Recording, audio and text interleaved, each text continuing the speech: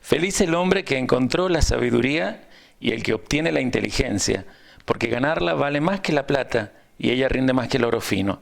Es más preciosa que las perlas y nada apetecible se le puede igualar. Acabo de leer Proverbios 3, del 13 al 15, y aquí me estoy colocando al servicio de ustedes en una enseñanza que creo que es oportuna hacerla por medio de este documento, algo que va a permitirles a ustedes estar conmigo considerando algo que por siglos, estoy convencido que por siglos no se ha tenido muy en cuenta. Lo que nos capacita realmente para ser un pueblo que tiene fe. Creemos mucho en lo que nos ha dado la fe en nuestro amado Mesías. Estamos convencidos que somos herederos de Dios porque hemos sido hechos hijos de Dios a través de nuestra fe en Jesús y especialmente en el sacrificio que Él hizo por nosotros. Pero a partir de ahí, donde comienza realmente la nueva vida, que es la vida verdadera, la pregunta es cómo se debe vivir la misma. ¿Cómo hay que hacer para manifestar que la vida que tenemos desde la fe es la misma vida que tiene el Eterno, ese estilo de vida? Y es aquí donde tengo que decir que por siglos no se ha tenido en cuenta lo que es el secreto que lleva a nuestra transformación y desde nosotros a la transformación de todas las cosas. Estoy hablando de lo que en Proverbios he leído, la sabiduría. Feliz el hombre que encontró la sabiduría, y esta es mi posición o la posición de cualquiera que quiera aceptar este desafío de convertirse en hijo de Dios. Ser feliz porque hemos encontrado algo que es más precioso que cualquier valor de este mundo, aún más valioso que el oro fino, aún más precioso que las perlas y aún más apetecible que cualquier placer que pretenda igualarse. Ahora, esa sabiduría nosotros a veces no la valoramos en la significación que ella merece, porque lamentablemente ya venimos entendiendo el término desde lo que este sistema de cosas nos ha implantado y con el cual nos ha programado. Y es desde allí donde yo quiero hablar de que necesitamos, valorando la sabiduría, meternos en considerar qué tipos de sabiduría hay en el mundo. Por un lado, está esta sabiduría que digo que el sistema desde que nacemos nos dice que existe y que incluso ellos nos ofrecen y que inclusive nos han puesto a través de un sistema académico en nuestra mente. Una sabiduría que la Biblia la llama sabiduría humana y que la epístola del apóstol Santiago la expresa con mucho más detalle en cuanto a su origen, refiriéndose a ella como sabiduría terrenal, animal y diabólica. Si ustedes se van allí a la epístola de Santiago en el capítulo 3, donde el apóstol sino trayendo toda una temática con respecto a la fe, a las buenas obras, comienza a hablar en un momento de su enseñanza acerca de este poder que tenían las primeras comunidades, acerca de esto que causa felicidad cuando se encuentra, que es la sabiduría. Pero él detiene su carta haciendo una pregunta, y la pregunta es: ¿quién es sabio y entendido entre ustedes?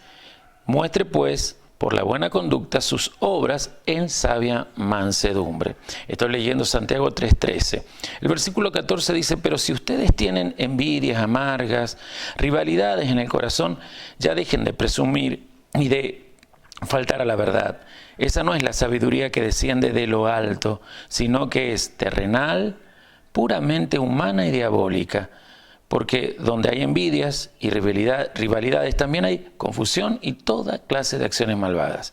En cambio, la sabiduría que desciende de lo alto es ante todo pura, además siempre pacífica, bondadosa, dócil, llena de compasión y de buenos frutos, imparcial y sincera.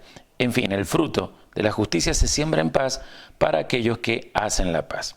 Es muy interesante que allí en el versículo 15 hace esa clara diferencia entre la sabiduría que desciende de lo alto, que sería la sabiduría celestial o sabiduría de arriba, y esa otra sabiduría que recién yo me refería, esa sabiduría que la llama terrenal, animal y diabólica, puramente humana, dice en la versión NBI. Y es donde nosotros necesitamos ponernos de acuerdo para poder entender a la verdadera sabiduría, o mejor dicho, aquella que la expresión del rey Salomón dice que es la más valiosa de todas, que causa que nosotros seamos felices. No que busquemos la felicidad, sino que seamos felices. Y de aquí quiero comenzar esta serie de enseñanza, porque la sabiduría que viene de lo alto es un arma. Eso es lo que las primeras comunidades mesiánicas valoraban. Era un arma espiritual. En un día tan pluralista, en tiempos tan materialistas, donde se hace creer que las bendiciones de Dios tienen que ver única y casi exclusivamente con las cosas materiales, llámese auto, propiedades, buen pasar, vacaciones, etc. Necesitamos nosotros volver al diseño original y al entendimiento original que fundamentaba la existencia de aquellas comunidades del siglo I, II, III y aún el siglo IV. Estoy hablando de valorar lo que no se ve, pero que hace que las cosas que se ven, es decir, el mundo visible, se someta al poder de eso que es invisible. Y entre tantos dones hay uno que es muy especial y es la sabiduría. Las primeras comunidades, y perdón por mi insistencia, valoraban esto. Para ellos era el arma fundamental para detener todo obrar de las tinieblas. Por eso es que yo quiero en esta serie comenzar a hablar de eso, de esta arma divina que permite que nosotros sintamos el favor de Dios para transformar todo lo que es terrenal. La tierra solo se transforma por medio de sabios, pero los sabios, según la Escritura, no son aquellos que han adquirido la sabiduría desde el exterior, es decir, desde un sistema que los rodea y que los ha programado en esto que el apóstol Santiago, hermano de nuestro Mesías, establece como realmente una sabiduría terrenal, animal y diabólica. La palabra diabólico acá no es que tenga que ver simplemente con la expresión diablo aplicada a ese ser que fue el primero en revelarse allí en las inmediaciones donde no hay ni tiempo ni espacio, ¿no? No estamos hablando tan solo de que es diabólico porque le pertenece a la serpiente original, sino porque justamente la palabra diabólico viene del griego diabolos, que significa aquel que engaña, aquel que está lleno de error y que con error miente. Porque eso diablo no es el nombre de una entidad o de un ser, sino más bien la descripción misional o de antipropósito que ese ser tiene, que es todo el tiempo por medio de errores estar engañando. Y más que errores, yo diría de falacias. Es decir, de ese truco de usar verdades para sostener, fundamentar mentiras que a la larga son las que limitan a los hombres. Bien, esa es la sabiduría diabólica, es la que estas comunidades primitivas todo el tiempo combatían con una sola y sencilla función: congregarse y estimularse a buscar este poder. Para ellos ese era el poder de la fe. Ellos elaboraban un proyecto de vida desde la sabiduría que viene de lo alto. Ellos hablaban con sabiduría. Para ellos juntarse era procurar siempre dialogar en esta sabiduría para que en aquellos que eran inmaduros la sabiduría los completara hacia la madurez, los que eran más maduros alcanzaran todavía mayor aventura en el profundizar en los conocimientos del Eterno y en los conocimientos de los cielos, porque recuerden que sin esta sabiduría de lo alto no se entiende que además del cielo que vemos existen otros cielos más, dimensiones que van más allá del espacio, del tiempo, más allá de esta tercera dimensión en la cual nuestro físico se mueve, dimensiones en donde también existen espíritus de distintas categorías, en distintos niveles de expresión, en distintas jerarquías, de espíritus que han sido creados para estar junto a nosotros y por sobre todo al servicio de nosotros, tal cual yo creo que están, y lo creo porque lo revela la propia palabra. Allí en Hebreos 1:14 creemos que los ángeles, que serían estos espíritus, una forma genérica de llamarlos, están al servicio de los herederos. Ahora, para que esos ángeles, por ejemplo, se pongan a nuestro servicio, nosotros necesitamos comunicarnos con ellos. Ellos necesitan aprender y entendernos en qué cosas estamos moviéndonos para ellos entonces realizar lo que nosotros necesitamos en ese momento de manifestarnos como hijos y herederos de Dios. Y eso es lo que nosotros no sabemos por causa de un sistema que practica la falsa sabiduría. Y ese sistema está totalmente inspirado e incluso protegido por la religión. Y lamentablemente el cristianismo, que es una manifestación de la religión, en ese espíritu de sabiduría falsa, no nos ha hecho valorar la sabiduría de lo alto como lo hacían aquellas primeras comunidades que en vez de depender de un espíritu religioso, lleno de dogmas, tradiciones y opiniones humanas, dependían de la revelación del Espíritu Santo. Y es aquí donde entonces ellos, en esa plena comunión con el Espíritu Santo, que era Dios mismo o la naturaleza divina escondida en ellos, podían meterse en lo que es esa sabiduría que educa, permítanme decirlo así, a ángeles. Y no es que lo esté inventando. Si estoy diciendo que estos son armas de fe que permiten elaborar proyectos de vida, que entiéndase por proyecto de vida algo mucho más trascendental que un proyecto temporal, económico, profesional. No, yo creo que a veces confundimos los proyectos de vida con cosas más inmediatas, y lo que yo hablo no tiene tanta inmediatez, sino que por el contrario tiene una trascendencia que hasta bendice generaciones. Yo me voy a ir con ustedes al apóstol Pablo a Efesios capítulo 3 versículo 10, donde él, con la carta de Efesios, que es una de las más fuertes en cuanto a los misterios del poder de la iglesia en la tierra, establece que nuestra guerra consiste en nosotros contactarnos con esos cielos y convertirnos justamente en educadores de esas entidades o de esos seres angelicales. Permítanme leer primero un poquito el contexto. Pablo en el capítulo 10 dice: por esta causa yo, Pablo, prisionero de Cristo, por ustedes los gentiles, si es que han oído de la administración de la gracia de Dios que me fue dada para con ustedes, que por revelación me fue declarado el misterio, como antes lo he escrito brevemente, leyendo lo cual pueden entender cuál es mi conocimiento en el misterio de Cristo, misterio que en las otras generaciones nunca se dio a conocer a los hijos de los hombres, como ahora es revelado a sus santos apóstoles y profetas por el Espíritu. Que los gentiles son coherederos y miembros del mismo cuerpo y copartícipes de la promesa en el Mesías, Yeshua, por medio del Evangelio, del cual yo fui hecho ministro por el don de la gracia de Dios que me ha sido dado según la operación de su poder. A mí, que soy menos que el más pequeño de todos los santos, me fue dada esta gracia de anunciar entre los gentiles el Evangelio de las inescrutables riquezas de Cristo y de aclarar a todos cuál sea la dispensación del misterio escondido desde los siglos en Dios, que creó todas las cosas. Y atención, que es lo que quiero leer. Para que de este modo la multiforme sabiduría de Dios sea ahora dada a conocer, en la expresión griega es, sea ahora enseñada por medio de la iglesia a los principados y potestades en los lugares celestiales, conforme al propósito eterno que hizo en Cristo Jesús, nuestro Señor, en quien tenemos seguridad y acceso con confianza por medio de la fe en Él, por lo cual pido que no se desmayen a causa de las tribulaciones, las cuales son en sí vuestra gloria. Yo me quedo con este bendito versículo 10, donde habla Pablo de una sabiduría que enseña a ángeles.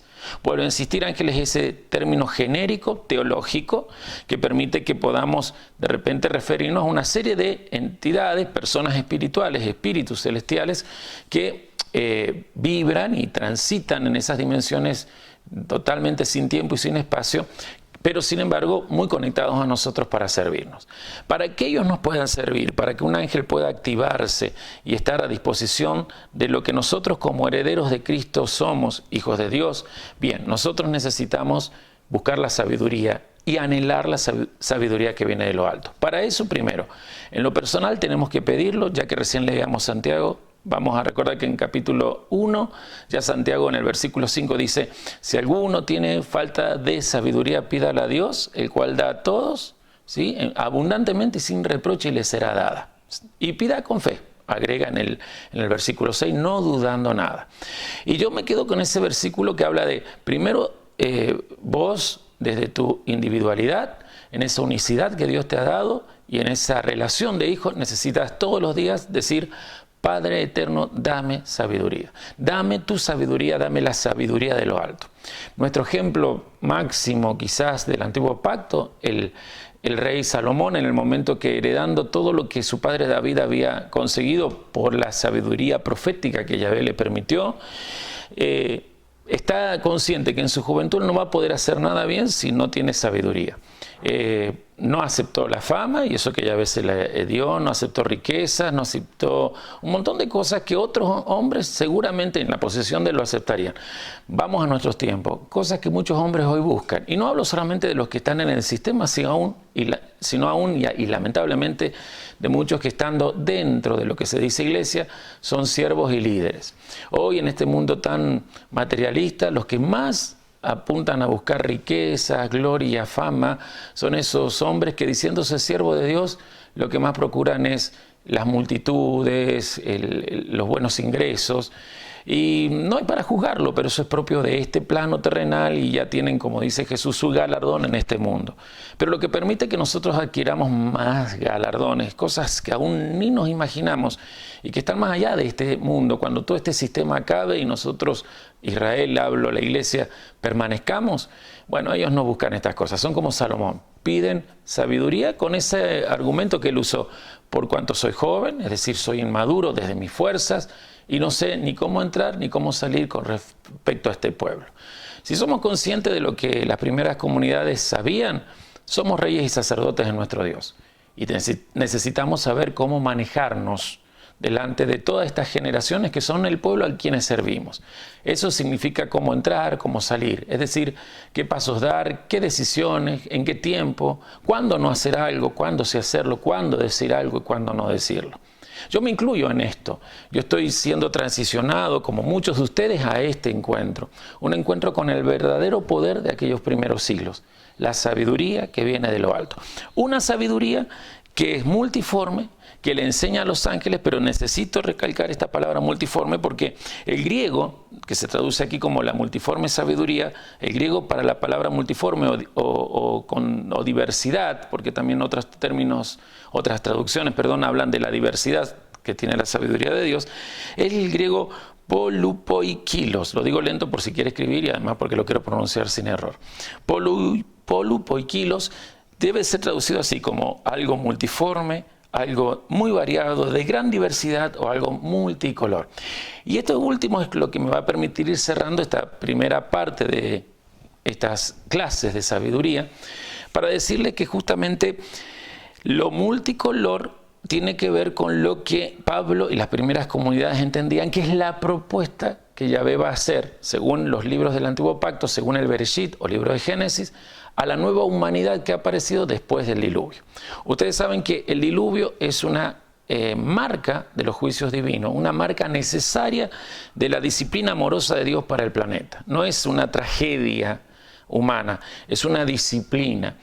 Previo al diluvio había una humanidad totalmente anti-Dios, una humanidad que por medio de haber perdido sus misiones y propósitos tenían a las mujeres ocupando roles que no debían ocupar, en ese caso las hijas de Caín, invocando espíritus, y lo interesante es que por aquel entonces aquellos espíritus en esa libertad, por estar todavía en condición de ángeles sujetos a la gloria de Dios, se corporizaban, como lo hace cualquier ángel hoy, pero aquellos que se rebelaron se corporizaban no en propósito, sino en esa curiosidad de conocer qué era ese elemento de adoración que solo tenemos los humanos, que es la sexualidad. Lo cierto es que más allá de, no quiero hablar en sí de la generación prediluviana, pero quiero decir, por causa de ese contacto inadecuado con lo espiritual, aquella raza se fue sumiendo en violencia, se fue sumiendo en la desvalorización de los fundamentos de cualquier sociedad, entre eso la familia, la sexualidad, y aunque aumentaba en conocimientos, en tecnología y todo era a una velocidad increíble, la humanidad se iba autoagrediéndose y estaba en el peligro de la propia autodestrucción. Ante esto, Dios envía el diluvio, Dios antes va a poner a un hombre como pregonero de justicia, como lo dice el apóstol Pedro, ese hombre es Noah o Noé. Y por 120 años se va a pregonar acerca de que se venían los juicios, ese pánico ya estaba en la gente sabía que en algún momento ocurría. Lo cierto es que la humanidad, que tuvo la oportunidad, quizás varios, de salvarse y entrar en esa arca de salvación que Dios le ordena a Noé construir, no aceptó. Pero 8 personas, Noé, sus hijos, las esposas de ellos, la esposa de Noé, 8 personas, como lo relata Pedro, se meten en el arca, salen y al salir vuelven llevan todo al diseño original, que es el contacto con los cielos, con el mundo espiritual, pero en forma correcta. Ellos hacen un altar, adoran, pero adoran justamente desde el concepto de lo que Dios quiere o cómo Dios quiere que se adore, es decir, con una mente mesiánica. ¿Qué es la mente mesiánica? Alguien que dice, sé que estoy aquí como algo valioso, como un instrumento que trasciende esto que es físico. Tengo un propósito, es dar respuesta a todo lo que este planeta tiene, pero la respuesta no va a venir ni de mi esfuerzo ni de cosas que yo por mi cuenta y mi individualidad consiga. Yo necesito sujetarme a la instrucción de lo espiritual y especialmente aquel que es el dueño de todas las dimensiones invisibles. Ese altar se construye, es aprobado. ¿Y cómo sabemos que es aprobado? Porque se hace un pacto. Primero el hombre, sabiendo que los pactos tienen que tener derramamiento de sangre, pone allí los elementos propios que representaban a nuestro Mesías, animales puros. ¿Y cómo sabemos que el pacto fue hecho? Porque más allá de la sangre que se derrama, aparece Dios con una señal. Esa señal es el arco iris. Y yo dije que vamos a ir terminando porque son temas muy amplios y aún profundos y no podemos en un solo encuentro hacerlo. Pero sí, esta introducción es importante. Cuando aparece el arco iris es el ejemplo, o mejor dicho, es el símbolo del poder que Dios va a habilitar en esa humanidad que quiere conectarse con lo espiritual, pero haciéndolo en forma correcta. Dios le va a dar los famosos mandamientos noágicos. Todo pacto siempre tiene instrucción. Todo buen pacto tiene instrucción. Y allí va a estar la valoración de la vida, en donde Dios va a permitir, por ejemplo, un cambio en la dieta alimentaria de lo que la humanidad hasta ahí hacía, que era totalmente vegetariano, pasar a comer carne, un poco por los cambios climáticos y el cambio atmosférico que hay. Pero por sobre todo el mensaje allí es que al hacer ese permiso se va a empezar a valorar el derramamiento de la sangre. La sangre comienza a ser un elemento también muy particularmente valorado en esa humanidad y en todo lo que va a venir después, porque en la sangre está la conexión de esa parte invisible del hombre, el espíritu y el alma, con lo que el hombre es, el cuerpo, y desde el cuerpo la creación. Entonces, ¿qué es el arco iris? Lo que Pablo después del nuevo pacto va a decir que es la sabiduría. El arco iris es el símbolo del arma que Dios pone en la nueva humanidad. Con sabiduría se puede hacer que el mundo no se destruya, que el mundo se transforme, que el mundo vuelva a comenzar, pero hacia un mejor nivel. Ese fue el llamado postdiluviano. Apenas acabó el diluvio, una buena adoración dio un arma para transformar la historia. Ya se pasado unos años y por un descendiente cercano a Noé, porque Noé entre sus hijos tenía a Cam, Cam tuvo a Cus y Cus a Nimrod, justamente esos dos últimos, el nieto de Noé, hijo de Cam, Cus, más el bisnieto de Noé, Nimrod, van de nuevo a hacer resurgir de las aguas todo lo que la serpiente había enseñado en el mundo prediluviano. Pero más allá de eso, el pacto ya estaba hecho. La última vez que había habido un pacto, según la Biblia, era Génesis capítulo 3, donde Dios promete por medio del derramamiento de sangre una simiente de mujer, el Mesías. Nunca más hubo pacto hasta después del diluvio, donde en el segundo pacto que se hace con la humanidad, que es el pacto noágico, Dios pone como señal al arco de pacto, que la gente llamó después arco iris, que es incorrecto, a ese kesher, arco, y lo pone en esos 7 colores, diciendo, yo les voy a dar a todos una diversidad, un poder con una diversidad que les permitirá, les permitirá transformar las cosas desde un poder que no se imagina. Ese poder es la sabiduría. Primera humanidad lo valora, se va desvirtuando todo, hasta que un pueblo lo va a tener, particularmente ese rey que mencioné recién, Salomón. Los profetas, los sacerdotes buscaban esta sabiduría, pero aún todo estaba allí como concentrado en un punto, en una calidad de gente, en ciertos hombres, en fin. Lo bueno es este tiempo que Pablo destaca aquí. Aquellas generaciones no conocieron este poder, nosotros la conocemos. Es la multiforme sabiduría de Dios, esta sabiduría multicolor, este arco que nos permite a nosotros, si la buscamos, ser lanzados a mayor altura, a mejores niveles. La idea de un arco, el arco de pacto, simboliza ese arco de instrumentos de guerra, ¿verdad? Esa arma con la cual la flecha es colocada y bueno, promocionada hacia un propósito, hacia un blanco. Bien, esto es lo que Dios nos da. La sabiduría es el arma guerrera de Dios. Por eso es que enseñamos a ángeles. Y aquí quizás entendemos algunas cosas con mayor amplitud de conocimiento. Siempre hablábamos de guerra espiritual, el mundo evangélico trascendió en los años 90 con la onda de la guerra espiritual. Yo estuve en eso, aprendí mucho, no estoy dando contra eso, pero cuando no se aprende desde todos los parámetros correctos, a veces se puede caer en los extremos de pensar en la guerra espiritual como solamente oraciones de gritos o elementos proféticos con signos, señales, que aceite, que sal, que fuego, que... Y no es que esté mal, pero hay un instrumento en la guerra espiritual que no necesita ni siquiera gritar. La sabiduría aplicada en nuestra mente, escrita en nuestro corazón y llevada a nuestras acciones. Un hombre sabio no necesita gritar. Sus actos sabios ya son luz. Y cuando hay luz, las tinieblas se desvanecen. Y la sabiduría es esa arma que las primeras comunidades buscaban.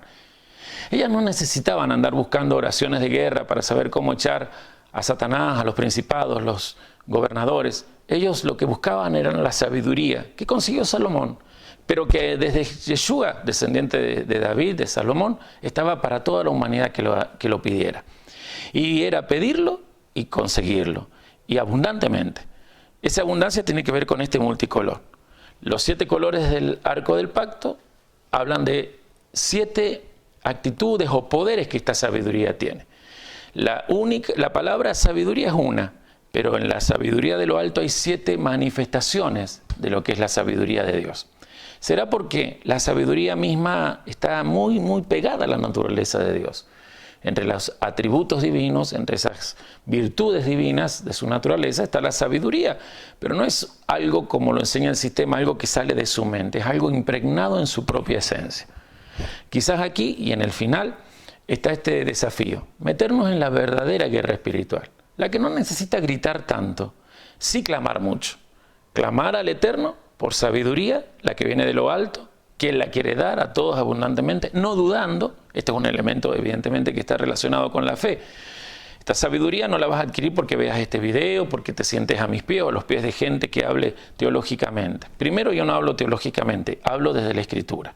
No se adquiere desde una influencia exterior, se adquiere desde una llenura, una plenitud interior. Es decir, comunión con el Espíritu Santo, que es el que da esta sabiduría, es decir, certeza de que eres hijo, y al estar con el Espíritu Santo, pues entender que la sabiduría viene de lo que el Espíritu Santo pone en esta nueva alianza. ¿Qué es lo que pone la Torá?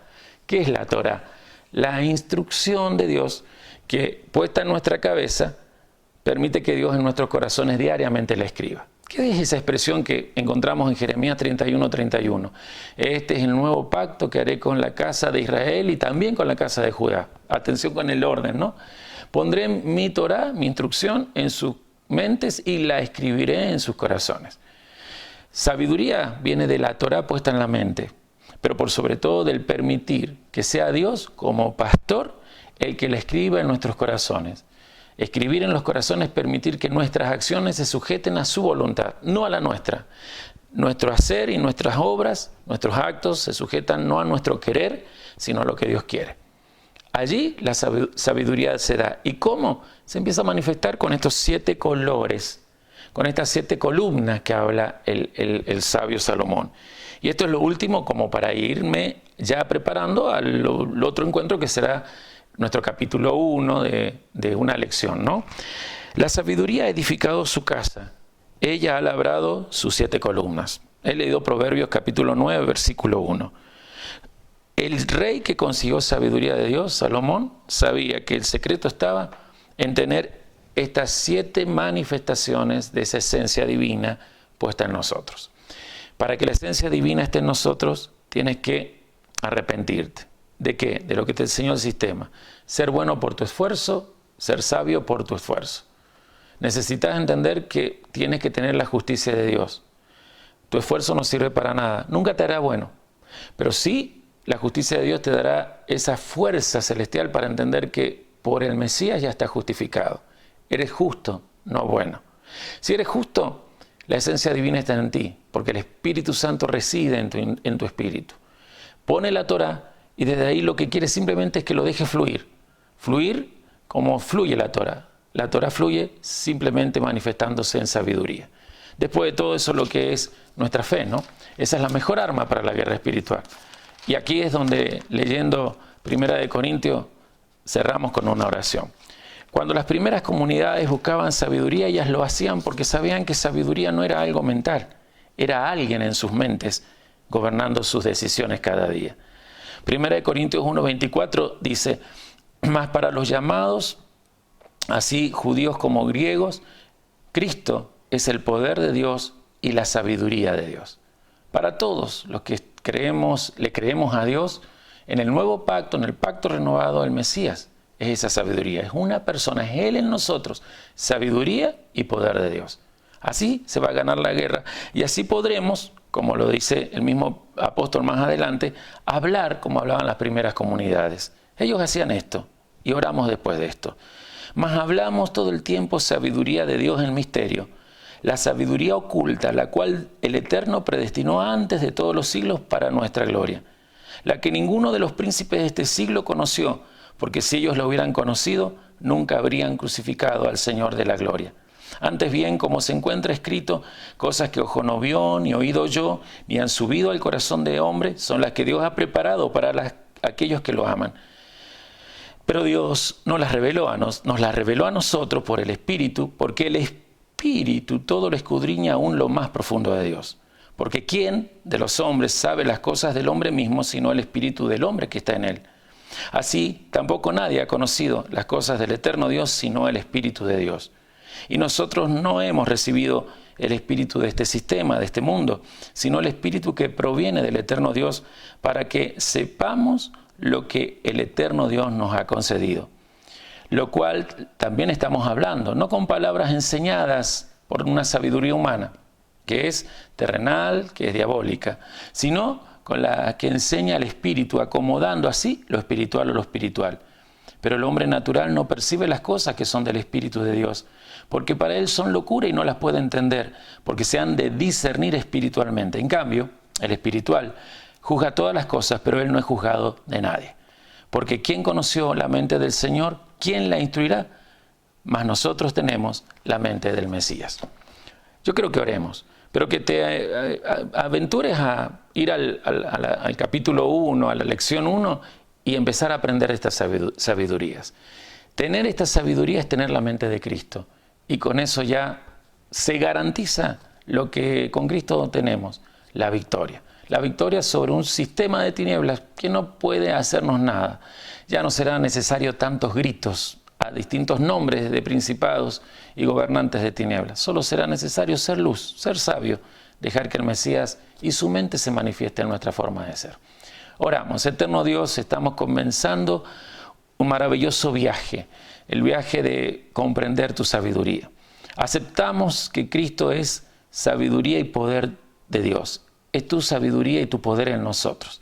Te pedimos que el Espíritu Santo, puesto como sello en nuestro corazón, nos lleve al conocimiento de esa sabiduría que viene de lo alto. Te suplicamos por la sabiduría que tú das, la que no es terrenal, la que no es animal ni diabólica, la que tiene esos 7 colores, esas 7 diversidades que me permiten manifestarme como una luz y que me convierten a mí en un arma poderosa en tus manos para promocionar generaciones a mejores niveles de vida y transformar este planeta en lo que es una casa para tu gloria.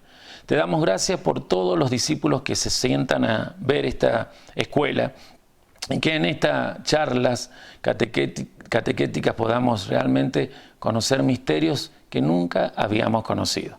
En el nombre de Yeshua, nuestro amado Mesías y dueño. Amén.